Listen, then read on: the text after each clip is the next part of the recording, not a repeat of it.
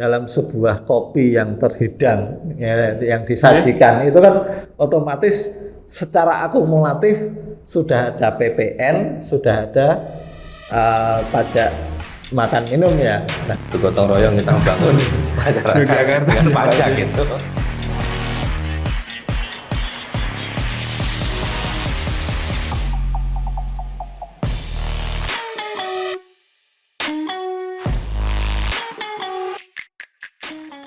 Halo Sobat Pajak semuanya, kembali lagi bersama kami di podcast Opoyo, obrolan pajak orang Yogyakarta.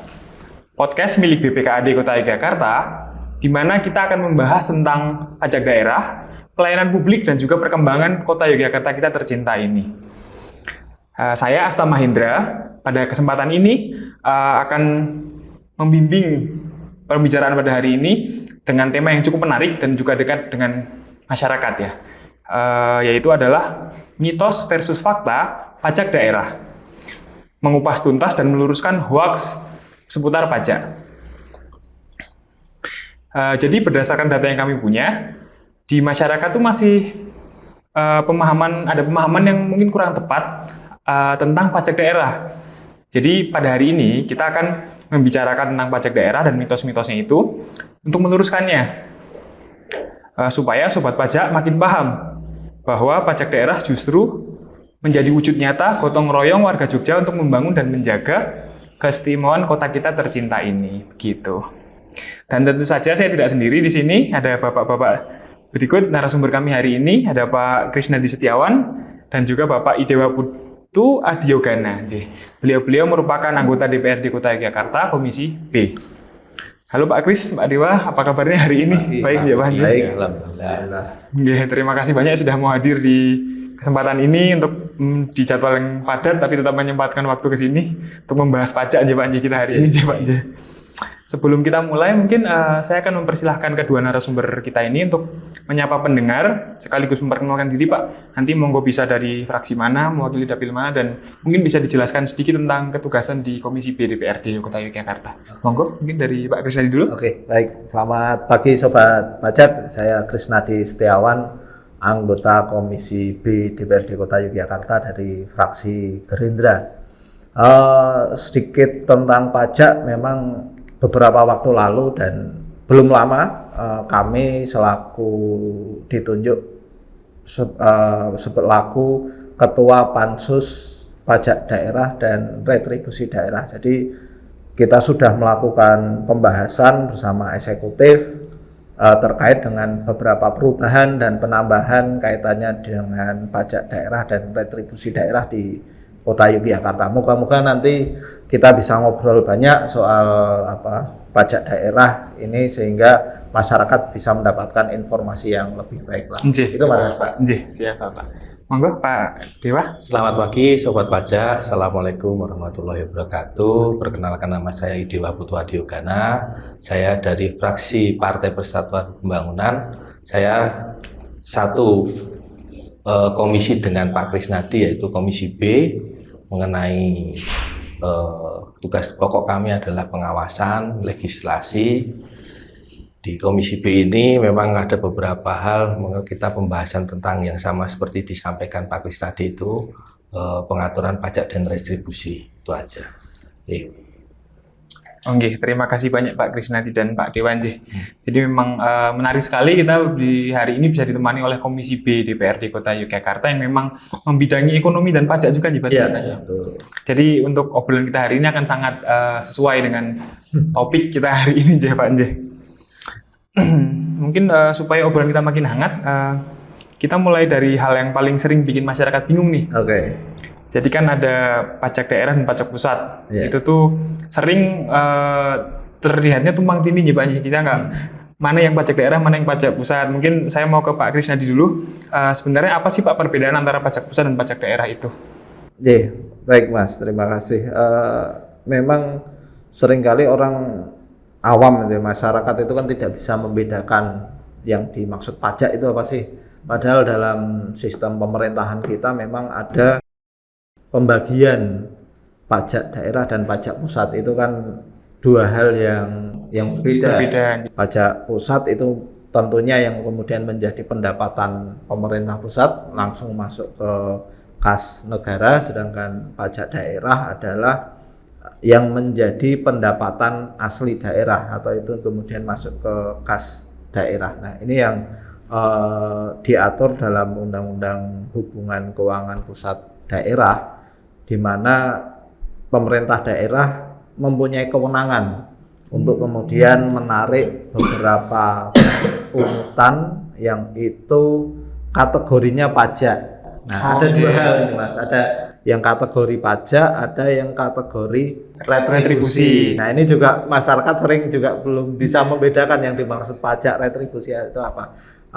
Mungkin sedikit saya tambahkan. Jadi kalau pajak itu suatu pungutan yang wajib atas pemilikan atau penguasaan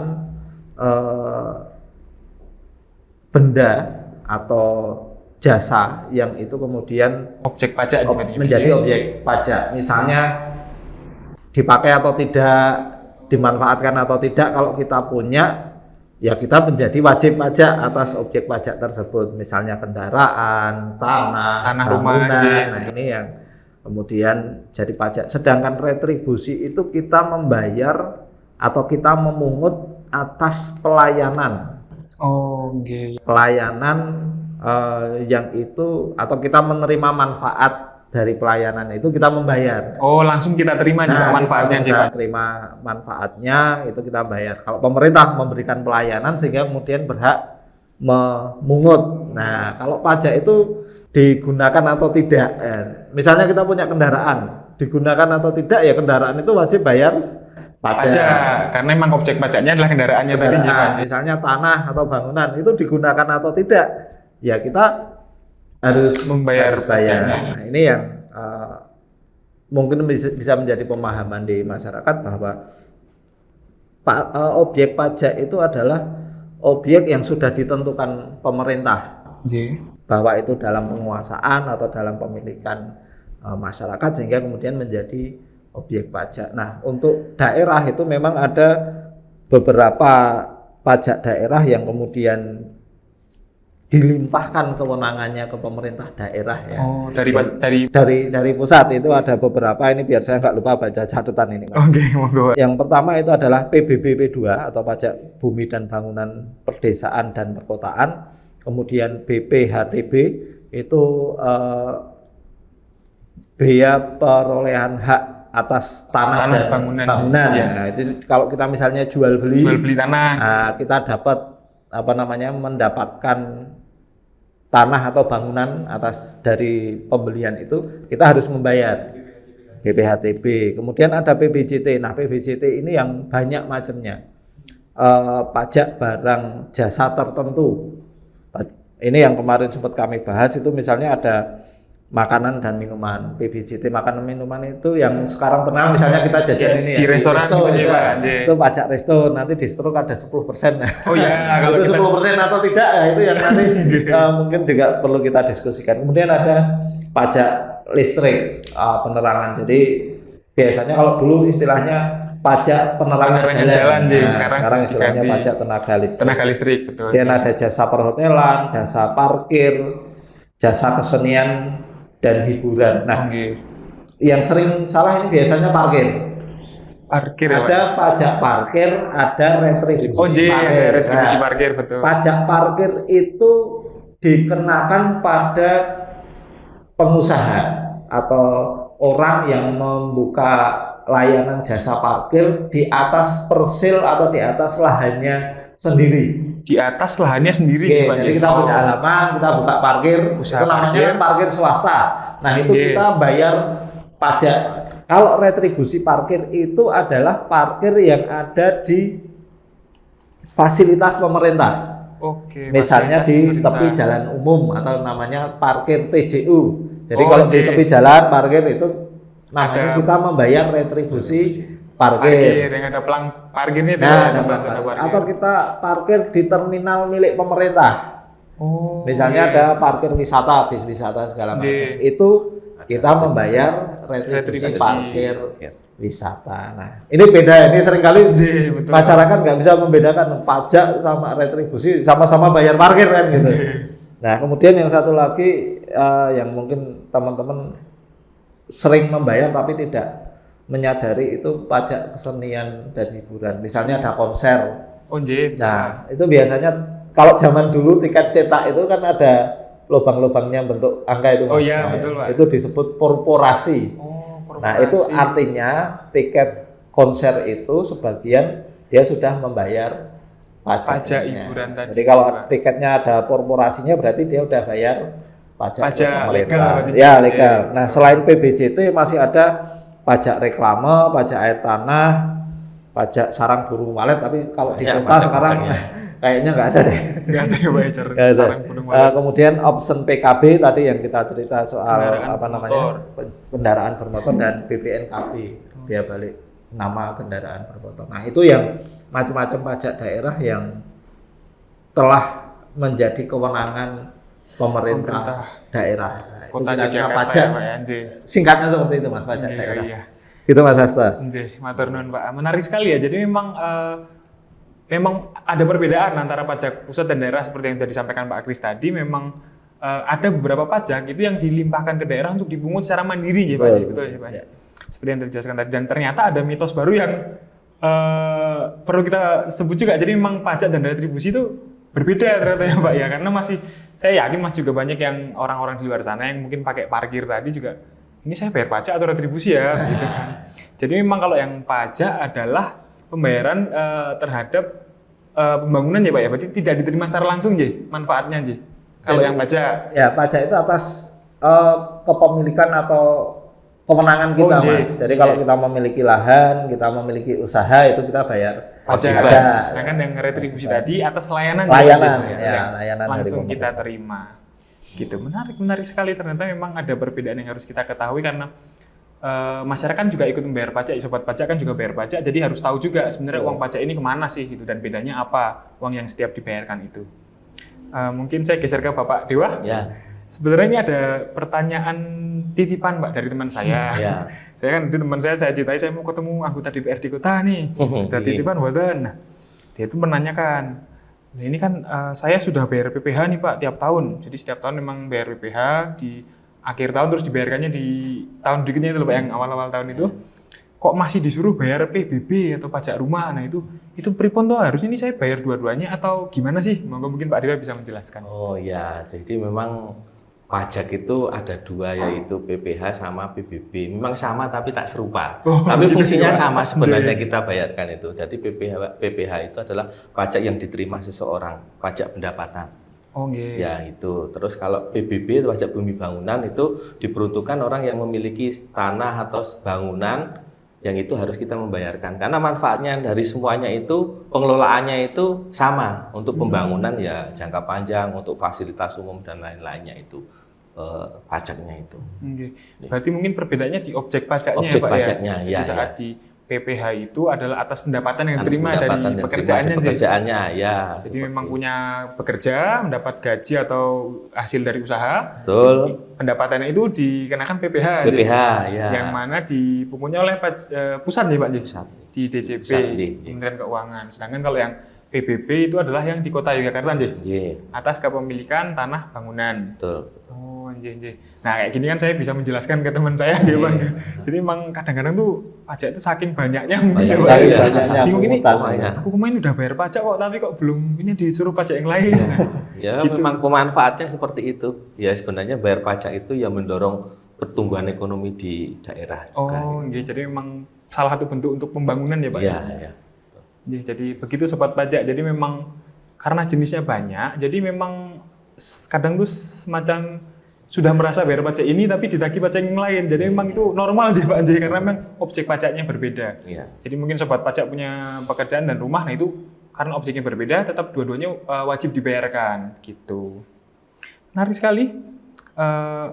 Kembali lagi Pak Dewa, kalau misal tadi kan ada sangat banyak jenis pajak yang berbeda ya, Pak.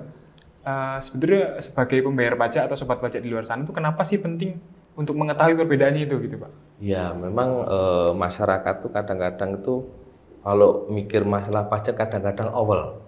bayar pajaknya mahal ini. Tapi karena belum ada pemahaman yang istilahnya itu, ini fungsinya apa sih pajak itu? Memang belum ada pemahaman yang betul. Ternyata dalam kita membayar pajak itu kita memberikan kontribusi kepada wilayah daerah untuk pembangunan. Karena pemanfaatnya itu sangat terasa ketika kita di jalan raya atau malam-malam itu juga ada lampu penerangan jalan, terus di trotoar juga jalannya bersih-bersih, itu juga manfaatnya sangat besar. Dari pajak ya Pak ya? Iya.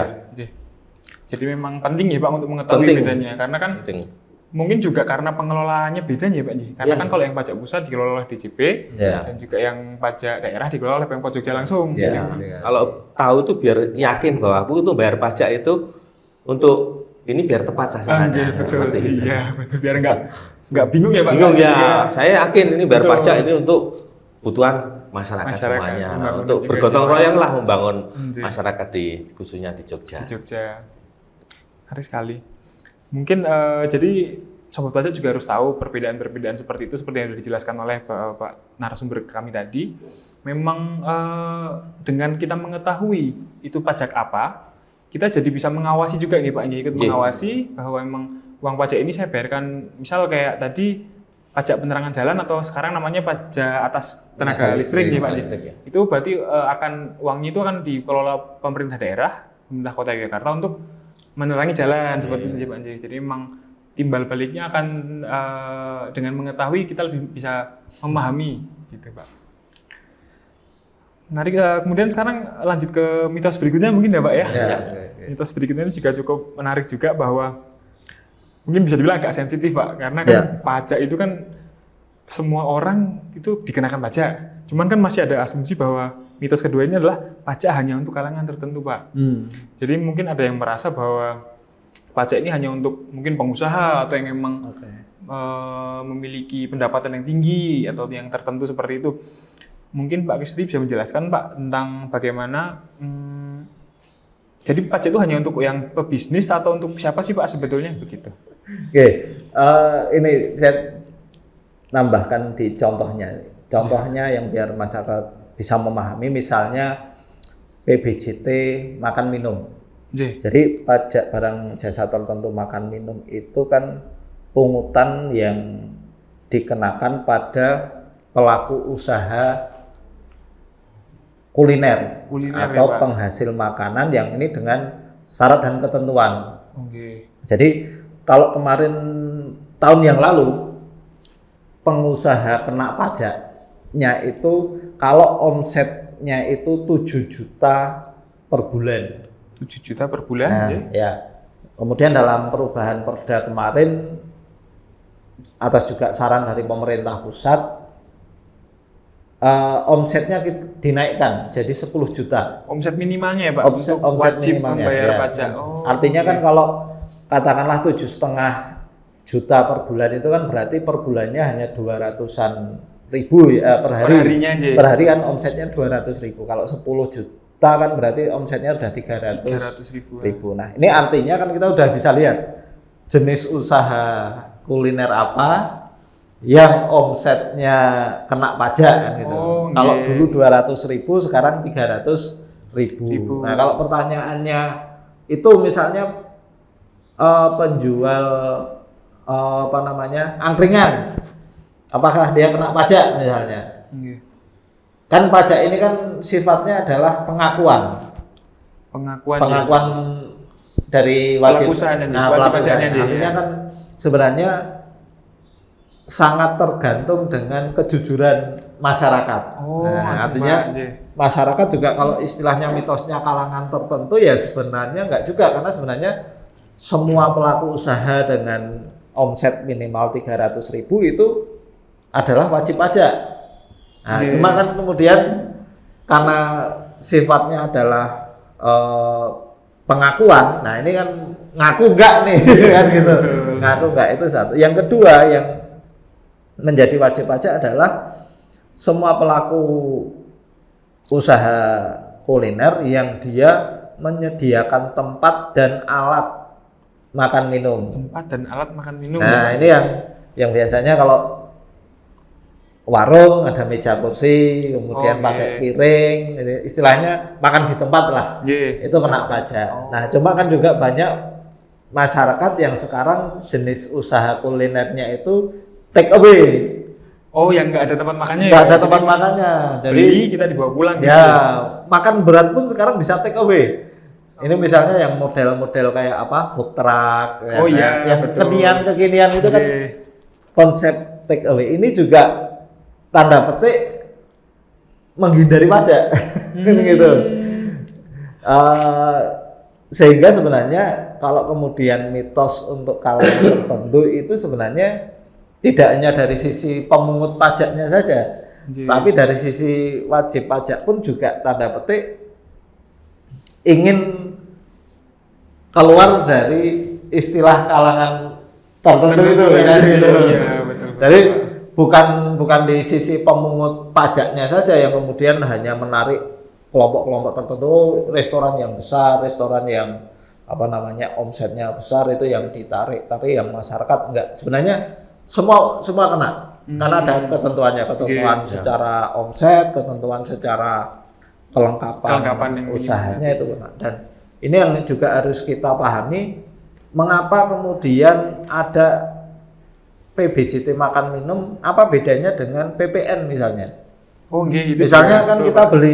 beli bahan ya, misalnya beli gula, beli kopi, beli minuman dalam kemasan itu kan sudah ada pajaknya semua. Nggih, betul. Nah, itu juga itu tadi kelengkapan apa namanya pengusaha untuk tempat makan, alat makan itu yang membedakan dengan yang pajak pusat, Pusat, yang PPN ya, PPN. Pak, ya. Jadi kalau misalnya warung lontong, Mm-mm. ya kalau selama dia tidak menyediakan meja kursi tempat makan, dia nggak kena pajak makan minum. Minuman. Tapi kan sekarang banyak tuh minimarket Ada mejanya. ada meja kursinya, meja apa kursi termenung atau Betul, Pak.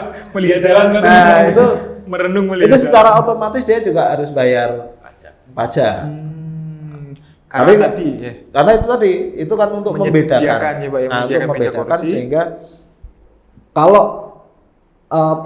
PPN itu dibayar hanya karena kita membeli bawa pulang itu PPN. Oh, nggih. Tapi kalau kemudian kita membeli, kemudian diolah, kan ini, diolah, kemudian dimakan di tempat, itu kemudian menimbulkan pajak Makanan dan daerah. minuman, PBJT itu yang juga apa namanya istilahnya bisa kita pelajari. Artinya siapa sih yang akan kena pajak? Ya yang kena pajak yang melakukan sebuah kegiatan yang itu tentunya ada juga kan tadi misalnya pajak pertambahan nilai itu kan karena sesuatu diproduksi sehingga Nilai menjadi barang baru. Nggih. Nah, ini misalnya beli gandum, kemudian dimasak jadi bakwan. Nggih. Nah, bakwannya ini kan pemerintah pusat nggak bisa memajeki bakwan. Nah, yang dia pajaki adalah gandumnya, karena itu adalah barang produksi yang bisa kemudian menghasilkan produk atau nilai baru. Tambah. Tapi kalau kemudian jadi bakwan Terus dihidangkan, dihidangkan di sini, nah, nah, itu itu hanya nggak pemerintah daerah. Gitu. Ini apa sehingga pusat maupun daerah itu berbagi, sehingga sebenarnya kewenangan atau siapa yang wajib pajak itu sebenarnya sudah jelas. Hanya kan kemudian menjadi tertentu itu kan karena ada yang mencoba menghindari, ada yang mencoba untuk mengintensifkan kan gitu. Tapi kalau secara pemerintah ya semua yang masuk dalam ketentuan pajak ya dia jadi wajib pajak dan harus membayar atas objek pajak. Saya kira itu mitos ya kalangan tertentu karena Iya, sudah jelas. Bahkan kalaupun angkringan itu kita perlakukan dengan ketentuan PBJT makan Iya. minum, angkringan harus bayar. Kan gitu. Apalagi resto. Ya, betul. Nah, yang terakhir kemarin kami masih pembahasan perda minuman keras itu ya. Itu kita wajib semua resto kelas bintang 3 atau hotel bintang 3 harus menyediakan meja kursi sehingga minuman beralkohol itu ya hanya bisa dinikmati di tempat.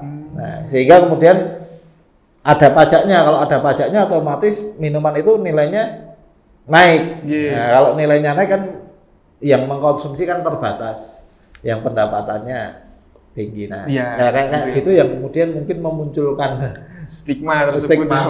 Memang yang akan membayar pajak banyak ya mereka yang the have ya.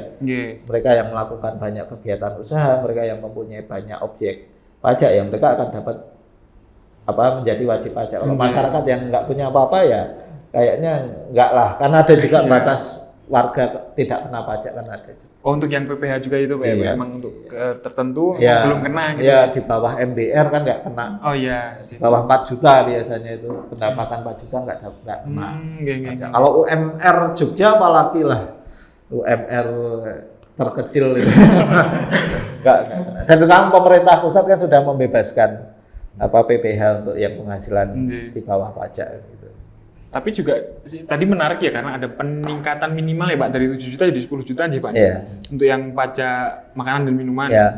Itu karena mungkin salah satu alasan juga untuk mensupport UMKM kecil juga Pak ya. Untuk perlindungan pelaku usaha kuliner kecil lah. Misalnya dagang cilok.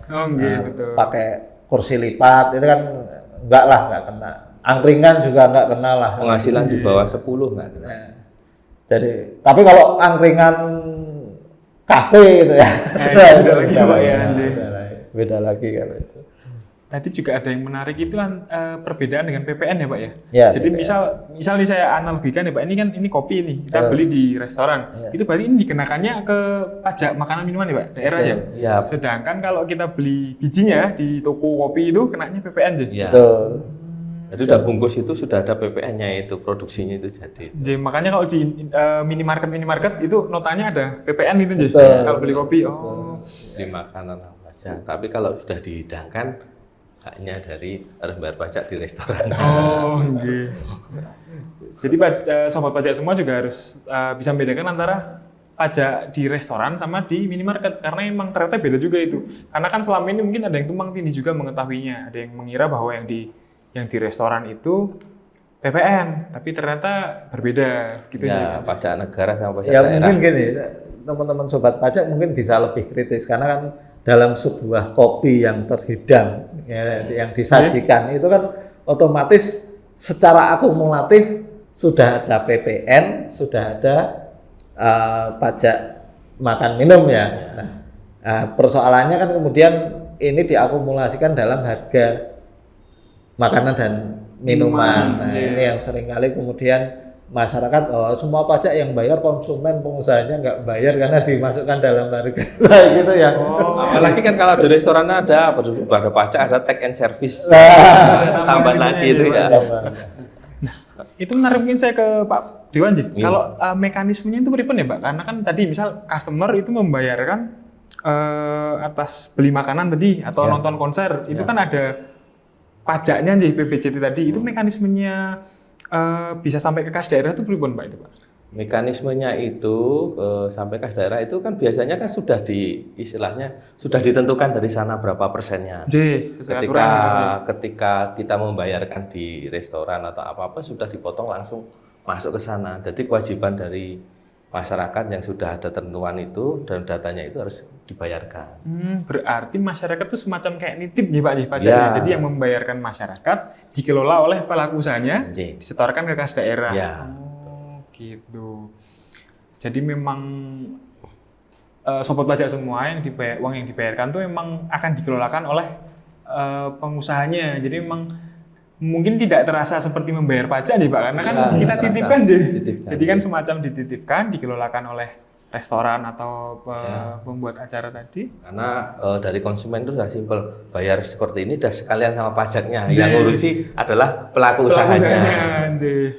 Jadi ternyata hal-hal kecil seperti itu juga sudah ikut dalam membayar pajak nih Pak dengan jajan. Nanti kalau kita belanja sambil ngitung pajaknya nanti lewat.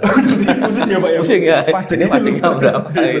Terkecuali kalau kita belanja branded atau apa mungkin ya, tapi untuk skala yang restoran atau apa itu biasanya di-include-kan langsung dengan harganya nih, harga makanannya. Jadi memang sobat pajak juga harus tahu bahwa hal-hal kecil semacam itu juga ternyata menjadi bentuk pembayaran pajak dan salah satu usaha untuk membangun kota Yogyakarta itu sendiri ya Pak ya. Sangat menarik sekali bahwa memang pajak itu intinya bukan untuk kalangan tertentu ya teman-teman ya, karena ternyata dengan hal kecil seperti itu saja kita udah ikut loh membantu dalam pembangunan kota gotong royong lah gotong royong ya. Bergotong royong kita membangun masyarakat dengan pajak gitu. Ya, jadi intinya masyarakat harus gemar membayar pajak ya Pak ya, untuk gotong royong kan, bentuk gotong royong. Untuk dari gotong royong. Membangun. Mungkin setelah tahu tadi untuk semua orang tuh memiliki kewajiban bayar pajak, mungkin saya akan ke mitos berikutnya Pak. Itu adalah bahwa uang pajak daerah yang dibayarkan ini tidak memberikan manfaat apapun. Jadi semacam kayak apa nggih?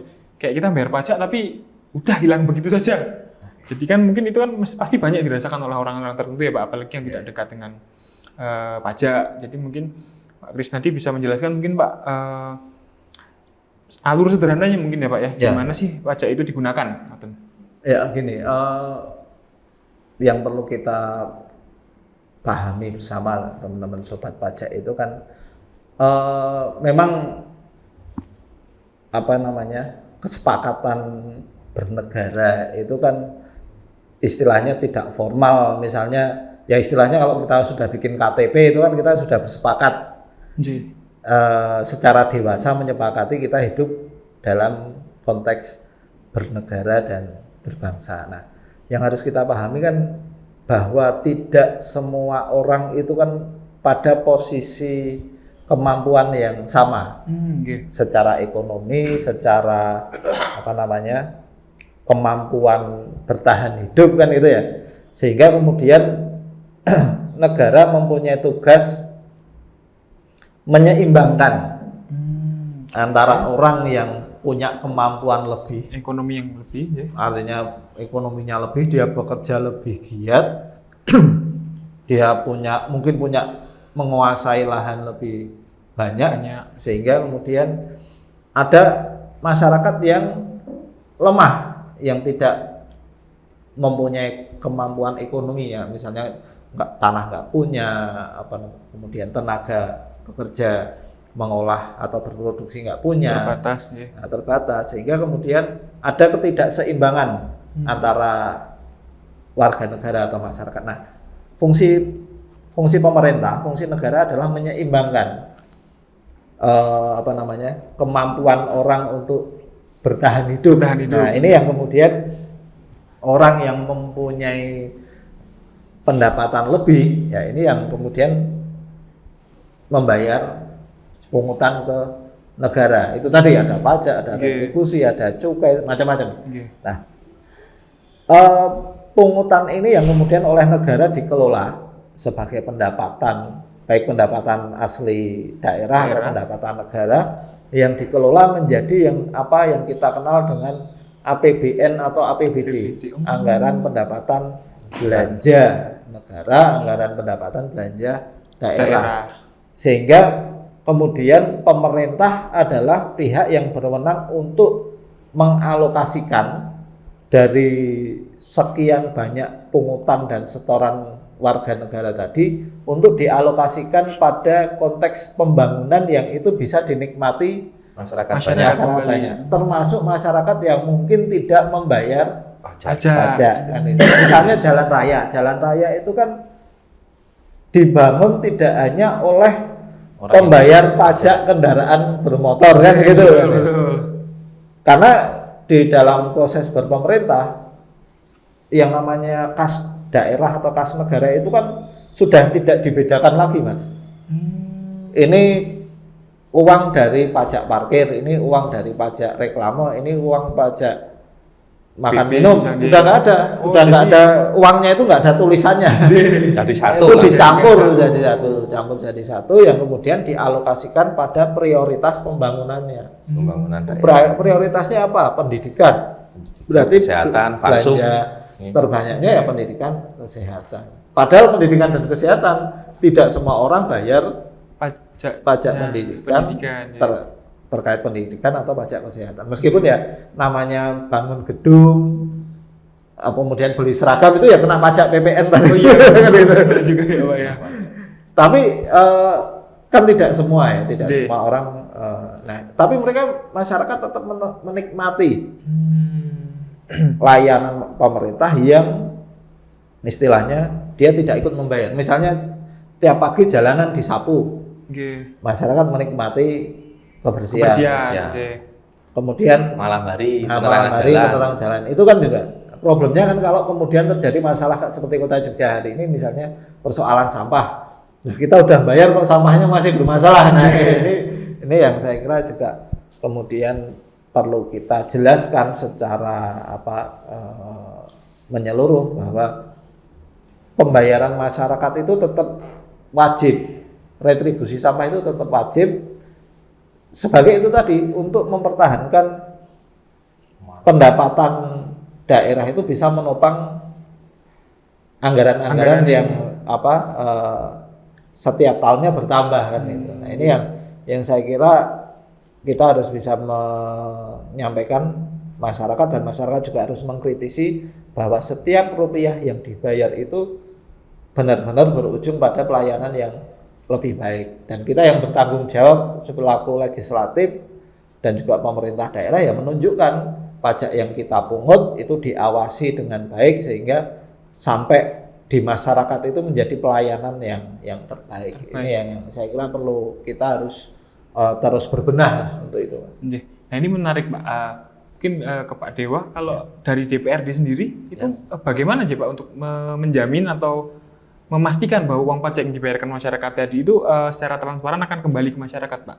Ini beripun Pak? Ya dilihat dari kita itu melihat dari beberapa fasilitas-fasilitas umum yang kita bisa lihat, misalkan di trotoar seperti disampaikan Pak Dirjen, kita jalan ya di wilayah-wilayah jalan-jalan sudah bersih, lampu-lampu penerangan jalan sudah ada, fasilitas umum juga tersedia, mungkin ada sekolahan atau dinas kesehatan yang kita bisa peruntukkan untuk masyarakat seperti itu kan kelihatan. Walaupun secara detail itu kadang kita bayar pajak itu sebenarnya larinya kemana toh? Kadang-kadang masyarakat seperti itu, tapi tidak merasakan. Tapi karena ada pengelolaan itu dari pemerintah kota dengan terkumpulnya dana bisa untuk istilahnya untuk warga khususnya di Yogyakarta itu pembangunan yang ada di sini. Jadi itu menjalankan fungsi DPRD juga ya Pak, untuk memastikan bahwa anggaran tadi itu benar-benar terrealisasikan jadi fasilitas untuk masyarakat itu. Dan juga membantu ketika ada orang yang mau pajak itu saling istilahnya itu bisa menikmati semuanya, Mas. Gitu. Nggak mungkin nanti di jalan itu aku bayar pajak ini saya nggak bayar, nggak boleh jalan kan nggak mungkin. Jadi memang diperuntukkan untuk semua, jadi masyarakat yang ada di sini menikmati fasilitas yang ada itu sebenarnya. Karena gotong royong tadi. Ya, tetap kita akan selalu mendorong melakukan dari DPR pengawasan bagaimana itu berjalannya pajak itu bisa masyarakat itu punya kewajiban bayar pajak, mendorong dengan istilahnya itu digitalisasi, mendorong ayo pajak seperti itu, mendorong supaya pembangunannya itu jadi lebih baik ke depannya kalau dengan adanya pajak. Nah ini sebenarnya sudah menjadi bridging ke mitos selanjutnya nih Pak. Jadi kan tadi setelah kita tahu manfaat pajak itu apa, terus bisa tahu perbedaan-perbedaannya apa. Tadi kan bahwa ada digitalisasi nih, tadi Pak Dewa menyebutkan digitalisasi. Nah masih banyak juga mitos di luar sana Pak tentang bayar pajak itu ribet. Nah ini salah satunya itu karena kayak pajaknya bayar piye toh. Nah itu kan masih banyak menjadi pertanyaan aja. Ya kalau zaman dulu itu kita bayar pajak harus ke tempat pajak pakai struk itu bayar, fisik antri dulu, nunggu terverifikasi baru bayar. Tapi sekarang dengan era digitalisasi kita lebih mudah. Kapanpun aja kita bisa membayar pajak melalui online, melalui di sebuah market juga bisa bayar, kapan saja bisa dimudahkan dengan cara membayar pajak. Jadi semuanya itu bisa transparan. Itu lebih mudah di ini juga ya Pak, ya. Di transparansi tadi lebih jelas itu untuk pembayaran. Karena udah langsung dicek secara sistem aja. Ya, jadi kita tahu arahnya seperti apa, udah masuk atau belum kan jelas langsung. Oh, udah bayar. Berarti dengan adanya digitalisasi itu sangat mempermudah kan Pak? Sangat mempermudah sekali. Sangat mempermudah lagi untuk kita sebagai warga itu untuk melakukan pembayaran pajak. Pajak, apalagi sekarang ada aplikasi JSS itu, Nji. Aplikasinya itu. Nji, ada JSS, mungkin Pak Kris nanti bisa menjelaskan Ya. tentang aplikasi JSS itu kan yang dari Pemkot Jogja itu suatu aplikasi yang kayak super apps ya Pak ya. Jadi banyak aplikasi dalam situ. Salah satunya juga untuk pajak juga, Nji, kalau nggak salah bisa bayar, bisa lapor, ngotot-ngotot pelayanan juga, Nji, Pak. Nah, itu Pelayan publik. Nah, itu mungkin bisa dijelaskan sedikit, Pak. Ya, Jogja Smart Service itu kan sebuah langkah maju ya bagi pelayanan publik di Kota Yogyakarta. Memang saya kira setiap pemerintah itu harus mempermudah masyarakatnya untuk bisa mendapatkan pelayanan terbaik. Nah, memang hari ini perkembangan teknologi itu kan memungkinkan kita untuk bisa berinteraksi melalui teknologi digital, teknologi informasi, sehingga kita tidak perlu datang ke kantor pemerintah untuk mendapatkan pelayanan. Nah, ini yang saya kira juga perlu ditingkatkan, baik itu infrastruktur maupun suprastrukturnya. Nah, ya, persoalannya adalah masyarakat kita itu tidak semuanya mempunyai literasi digital yang baik. Nah, sehingga pemerintah juga harus tetap menyediakan saluran manual digitalnya yang tetap harus kita jaga, sehingga semua kalangan masyarakat itu mendapatkan pelayanan yang baik. Sehingga kemudian selain ada JSS, kita juga masih mempertahankan yang namanya mall pelayanan publik. Nah, ini yang saya kira juga menjawab kebutuhan masyarakat yang secara digital itu belum terbuka aksesnya. Nah, ini yang saya kira hal yang sangat bagus, yang harus ada keseimbangan antara digitalisasi di JSS maupun pelayanan manual yang sapa dengan ramah. Nah, ini yang saya kira juga menjadi satu hal yang wajib kita sediakan untuk masyarakat. Hanya kan kemudian kaitannya dengan pajak kan tentunya kita harus juga memastikan keamanan datanya. Betul. Sehingga masyarakat yakin dengan membayar pajak melalui aplikasi, nilai yang dia bayar itu sesuai dengan nilai objek pajaknya. Dan jangan sampai ada perbedaan nilai. Ini yang saya kira masih perlu kita tingkatkan, misalnya, tapi bukan pajak ya, misalnya kayak pembayaran PDAM, kemudian pembayaran listrik, atau pembayaran pajak kendaraan bermotor. Ini yang menurut saya masyarakat masih tanda petik itu harus wira-wiri. Kalau PBB udah bagus, kita tinggal ketik NOP ya, objek pajaknya, langsung muncul tagihannya. Memang kemudian tidak bisa kemudian keluar bukti pembayarannya, karena memang itu masih harus menggunakan mekanisme manual. Itu itu sebagai sebuah tertib administrasi saja, tapi paling tidak dalam membayar pajak daerah itu masyarakat sudah cukup mudah. Beda halnya kalau yang kayak pajak pusat ya, pajak penghasilan itu kan kita ngitung harus nginputnya, saya juga belum bisa akses Portek aja saya juga belum bisa. Nah, ini yang saya kira ke depan harus kita permudah. Pajak kendaraan ya, kalau perlu kita ngetik plat nomor rangka sudah langsung bisa dibayar, nggak usah wira-wiri samsat itu kan. Ya mohon maaf, kita itu seringkali menciptakan sistem yang itu, di sistem itu membutuhkan tanda petik pihak luar, entah calon, entah makelar, entah agen, atau masih ada sisi lainnya ya Pak ya. Itu kan yang harusnya kita hilangkan, sehingga agar masyarakat ketika membayar pajak itu ya langsung masuk ke kas daerah. Ini yang saya kira harus kita perbaiki, sehingga semua jenis pajak baik pusat maupun daerah itu ya dari sisi digital maupun sisi manual nanti akan semakin mudah, semakin transparan, yang otomatis itu akan meningkatkan pendapatan. Dan satu yang penting dalam membayar pajak itu kan masyarakat harus senang. Bahagia. Harus bahagia. membayar pajak. Pak. Ya artinya secara ekonomi ya ekonominya naik dulu. Oke. Nah, baru kalau ekonominya naik kita baru bayar Pajak. pajak dengan betul. hati gembira kan gitu. Iya tadi. Jay. Udah ekonominya turun, bayar pajaknya susah, Iya. orang dituntut bayar pajak ya kejadiannya nanti kayak di party. Iya. Gejolak ya Pak. Gejolak. Nah, ini yang saya kira menjadi pelajaran kita bersama. Pajak itu bukan hal yang remeh-temeh, tapi harus kita serius, kita sediakan fasilitas yang sebaik mungkin, semudah mungkin, dan tidak lupa ya kita juga harus meningkatkan taraf hidup masyarakat agar pajak itu tidak menjadi beban. Kayak itu Mas. Mungkin terakhir ini Pak, Oke. saya minta satu kalimat dari tiap-tiap narasumber, dari Bapak sendiri-sendiri. Satu kalimat untuk sobat pajak semua supaya untuk bayar pajak itu lebih bangga, lebih bahagia tadi mungkin ya bahasanya Pak Kris, dan juga bahwa memang menyadari bahwa bayar pajak itu nggak ribet. Monggo dari siapa dulu nih? Dewa dulu. Pak Dewa, satu kalimat mohon Pak. Ya, Untuk kita. untuk sobat pajak, ya kita bersama-sama dengan adanya digitalisasi, kita membayar pajak yang selalu dengan transparan, selalu bisa memberikan manfaat kepada masyarakat semuanya. Kita bersama-sama, ayo kita bayar pajak. Bayar pajak. Keren sobat pajak, bayar pajak.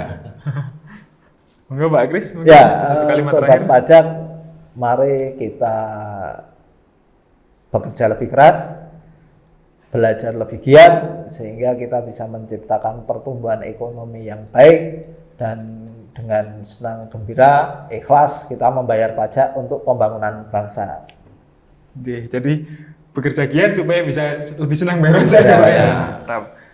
Karena kalau menghadapkan negara ya seperti itulah. Kita harus berharap pada diri kita sendiri ya. Ini jempolnya Pak Purbaya ini. Ya begitu sobat pajak, tidak terasa kita udah ngobrol-ngobrol cukup panjang tentang mitos atau fakta pajak daerah tadi.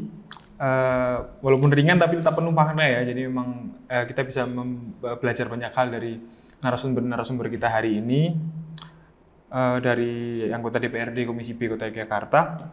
Dari obrolan tadi kita jadi paham bahwa pajak daerah itu tidak sama dengan pajak pusat. Pertama, terus kemudian yang kedua tadi, semua warga itu punya andil untuk berkontribusi. Jadi tidak hanya untuk kalangan tertentu saja, melainkan memang semua orang itu dengan caranya masing-masing tadi bisa berkontribusi dengan cara membayar pajak. Kemudian setelahnya tadi, ada uang pajak itu tidak hilang begitu saja, tapi kembali lagi untuk masyarakat yang dikelolakan oleh pemerintah Kota Yogyakarta. Dan yang terakhir tadi bahwa memang pajak ini sudah tidak ribet, tidak seperti dulu. Karena sudah ada digital, tapi juga ada perbaikan di sisi manualnya atau yang di kantornya begitu. Intinya tuh bayar pajak tuh bukan beban, teman-teman. Jadi memang itu adalah bentuk nyata dari guyub dan juga gotong royong untuk membangun Kota Yogyakarta. Jadi mulai sekarang kalau dengar isu atau mitos tentang pajak daerah, itu harus jangan buru-buru percaya, teman-teman ya. Jadi memang harus di cross check lagi. Betul. Cari tahu faktanya, pahami manfaatnya, dan juga terus dukung program pajak daerah supaya Kota Yogyakarta juga terus berkembang. Gitu. Terima kasih banyak untuk Bapak Krisnadi dan juga Pak Dewa sudah menyempatkan waktu ke sini dan juga membagikan banyak hal bersama kami hari ini untuk sobat pajak semuanya. Semoga dengan obrolan kita hari ini masyarakat juga lebih paham pajak dan lebih aware, dan juga akhirnya sendiri akan membangun Kota Yogyakarta itu sendiri. Amin.